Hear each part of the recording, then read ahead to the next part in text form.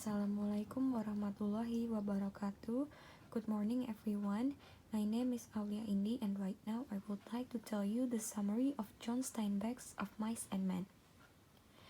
Of Mice and Men is a story that wrote by John Steinbeck in 1937. It tells us about two close friends, George and Lenny, which are really different to each other. George is small but simple. Conversely, Lenny is big but weak-minded. Lenny has a mental disability and relies on George's assistance to function well in.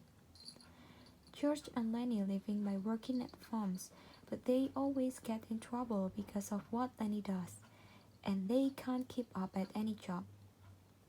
Lenny's biggest weakness is his desire to caress anything that is soft and fluffy, and this weakness puts them in a difficult position every time. They always lose their job because of Lenny's weakness. One day, Lenny wants to touch a girl's dress in the farm they worked earlier, but he makes the girl scared and screamed. As the girl screams, he gets into a panic, and with panic, he holds the girl and doesn't let go. The guys around him hear the girl screams and go after George and Lenny. When they are on the run, they have to spend the whole night in a water channel. Therefore, they become unemployed again. After that, they get the news that there is work on a farm in California and they take the road. The driver of the bus they got in deceives them by leaving them halfway because he was too lazy to go all the road, and therefore they must walk for the rest of the road. George realizes that Lenny is hiding a dead mouse in his hands and finds out that he accidentally killed it while he wanted to pet it, and by picking it up from his hand, he throws it behind the bushes. But Lenny later tries to retrieve it because he loves stroking it so far. Lenny begins to cry over the mouse and George tries to console him. In his frustration, George complains about having to care for Lenny. When Lenny offers to leave him, however, George refuses and tells Lenny that they have to stick together. After that, he warns Lenny not to talk on the farm they go to, because if he talks, the boss would understand he's weak-minded and he wouldn't want to hire him. On the day of their start to work on the farm, the boss's son Curly becomes fixated on Lenny.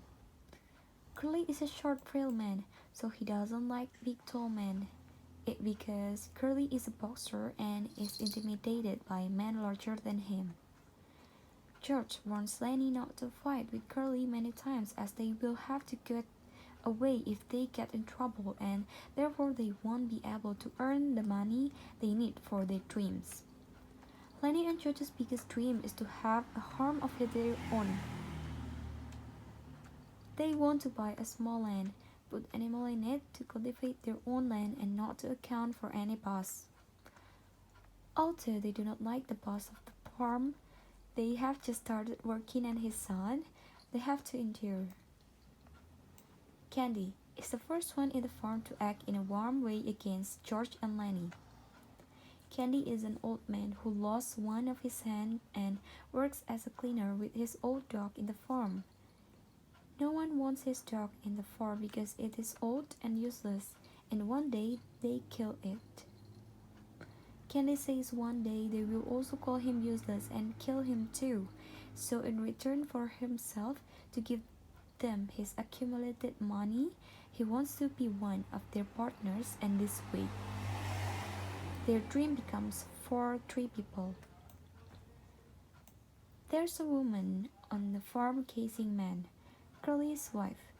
Since he did not marry Curly out of love, she wants to talk with men, to be close with them, and to be friends with the men in the farm. Lenny watches her with admiration every time she sees that woman, and George wants him to stay away from Curly's wife every time. One day, Lenny goes to see the puppies at the barn while everyone is playing and having fun in front of the door. He kills one of the puppies while petting it just like he did to the mouse, and while he was trying to hide it, Curly's wife comes. When they start chatting, Lenny tells her about his weakness, She then offers to let Lenny pet her hair. When he pets her too hard, she panics, which makes Lenny latch onto her more firmly. When Curly's wife tries to scream, Lenny shakes her and accidentally breaks her neck. Lenny loses himself while caressing her hair and kills the woman who is trying to save herself by mistake. He runs away from the farm, unable to know what to do with fear. When Curly and the other farm workers see that the woman is dead, they find out that the one who did it is Lenny, and they go out to search for him together with George. George knows where Lenny has gone and takes Carson's gun. He runs ahead of the other men to find Lenny first. George finds Lenny at the riverside. At first, he tries to scold Lenny, because Lenny asked to be punished for accidentally killing Curly's wife. When George hears the man approaching from behind him, he asks Lenny to look out across the river. George describes their dream of owning a piece of land and starting a farm. Lenny listens with joy. George then takes Carson's gun and aims it at the back of Lenny's head. George shoots Lenny before the other men can arrive and hurt him. Slim consoles George, understanding what happened and why George killed Lenny. George lies to the other men, telling them that he had to take the gun from Lenny and shoot him out of self-defense. The novella ends as Slim reassures George that he did the right thing. The two men walk away together, leaving Lenny's body with Curly and another ranch hand.